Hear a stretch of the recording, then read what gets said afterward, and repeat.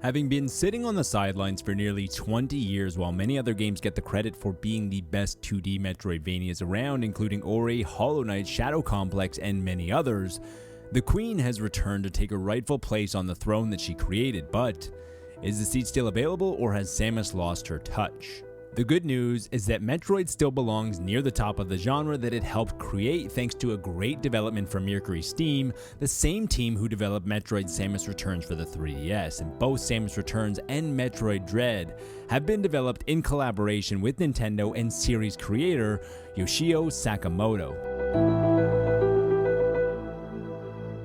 Having not owned a Nintendo handheld since the Game Boy, there have been many missed entries since, including Metroid Fusion on the Game Boy Advance in 2002, which is the prequel to Metroid Dread, and there are also likely a lot of owners of the Switch who might be coming to the series fresh, having never played any of the first 4 entries in the storyline. Metroid Dread does a very good job at the start by filling players in on the storyline up until this point, whether you're brand new to the series or if you've been there every step of the way, and this is done in a very movie of the week style that had me concerned at first because this is the first thing you see when playing Metroid Dread, but those fears are quickly assuaged once you start exploring as Samus and you can see the passion that went into this project. If you've come to Metroid Dread to play an excellent Metroidvania, then you have come to the right place. While not eclipsing the benchmarks in the genre that have been set by games like the visually stunning Ori and the Blind Forest or the artistically oozing Hollow Knight, Metroid Dread still holds its own, and little details go a long way to help the immersion on planet ZDR. Wildlife scatters when weapons are fired,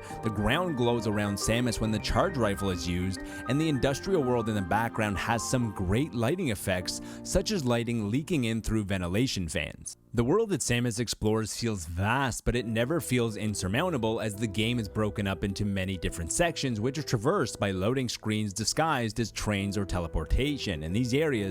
are different from factory machinery to laboratory to underwater stations to forests that exploration never feels like a chore, especially since in many of the areas there is plenty happening in the background to flesh out this universe. Metroid Dread has very tight controls, which is bolstered by great design and animations, and due to this, a lot of the frustration is mitigated with games that require this tight precision. Samus auto-clambers to areas that can sometimes seem just on the edge of reachability, and she also automatically turns into a ball when the tunnel is at the right height.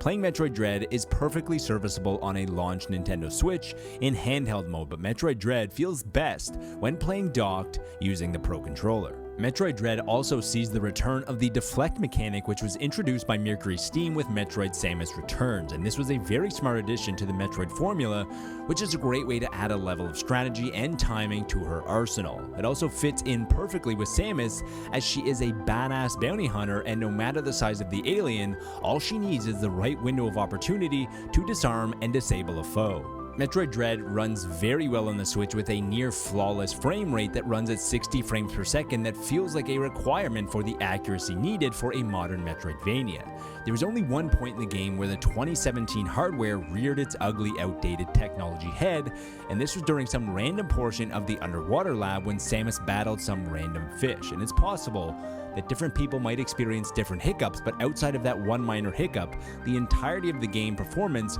was very impressive. This impressive performance is also boosted by the minimal loading screens, which only take place at the beginning of the game, right after death for a second or two, and between major hubs, which even then are disguised by animated sequences such as elevator rides. Metroid Dread has followed the series' blueprint to the decimal point. Pacing is excellent, and you always feel like you're making progress or moving forward. Even at times where you might feel like you're going in the wrong direction, Samus always manages to end up in the right spot, and this is a true credit to the level design. The areas feel distinct enough, which help you understand if you are where you're supposed to be, and the map features icons for different types of doors that make it very easy to find an area to explore if you're feeling lost, and chances are there is a door on the map that you can now access. The platforming is difficult yet accessible. The enemies can range from easy arm blasting material to constantly challenging from beginning to end, and the bosses and enemies provide a level of challenge and frustration that eventually led to a massive sense of accomplishment.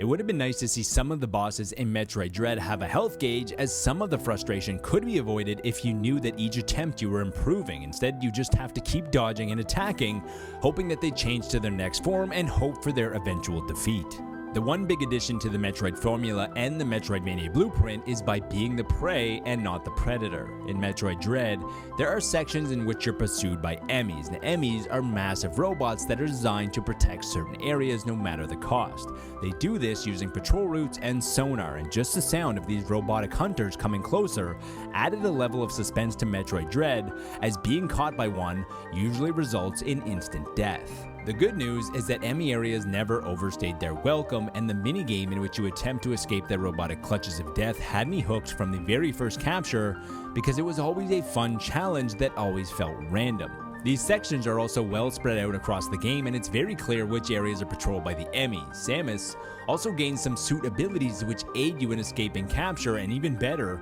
eventually you will gain access to a room in which you can find an Omega Blaster, which is the only way to defeat enemies. Once defeated using the very limited Omega Blaster, you're then free to explore their patrolled area at peace for the remainder of the game. Metroid Dread is a pretty flawless game, from the pacing to the visuals, the animations, the level design, and anything in between, but there are a few small gripes that keep it from being perfect. It would have been really great if Metroid Dread had some in-game achievement system or even some in-game stats so I can see how many times I died to an enemy, lots, or how many times I was able to perfectly time an escape, little.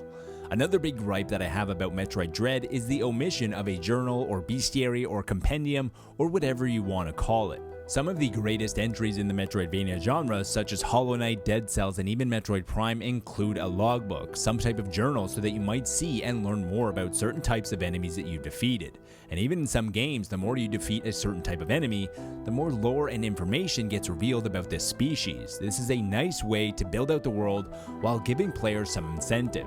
This goes a very long way during times where you might feel lost and looking for the next path forward, that at least you're gaining something small at all times. The artists and creators of these games spend a lot of time designing, creating, and bringing these enemies and species to life, and this is also a nice way to show them just how important the inhabitants of this world are to the game. Finally, on the list of small gripes with an otherwise excellent entry in the franchise is that in 2021, some mechanics to activate a machine to drain water from an area still only requires just shooting something. I think it would have been nice if some light puzzle-solving mechanics were required to activate some mechanism. It's also a shame that MercurySteam's first entry in the series, Metroid Samus Returns on the 3DS from 2017, which was a remake of the 1991 Game Boy title, Metroid 2: Return of Samus, did not get ported alongside Metroid Dread or included in a special edition or something like that, as playing 2D Metroid on the Switch feels fantastic. But knowing Nintendo,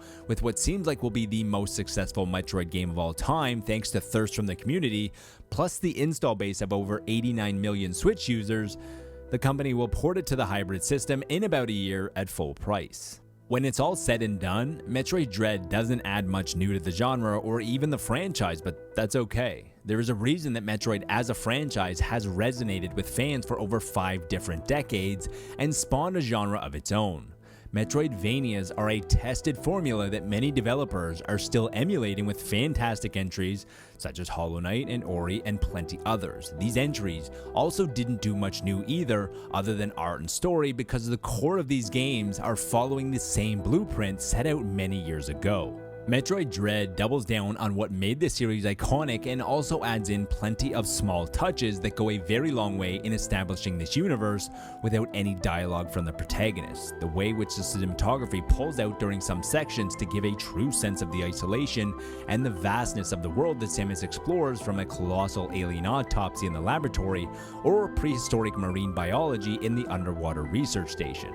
It can also have the opposite effect when the camera pulls in really tight sometimes, that we can see a sense of fear and dread within Samus, and all of these feelings and emotions are earned by design and not forced by dialogue and narration. Metroid Dread doesn't reinvent the wheel, but as the saying goes, you don't mess with perfection, and having founded the genre in the 80s and heading into the 5th decade of Metroidvania as being a staple of gaming,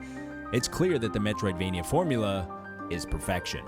If you enjoyed this video, please consider subscribing, leaving a like, and let me know in the comments below if you're more a 2D Metroid or a 3D Metroid fan.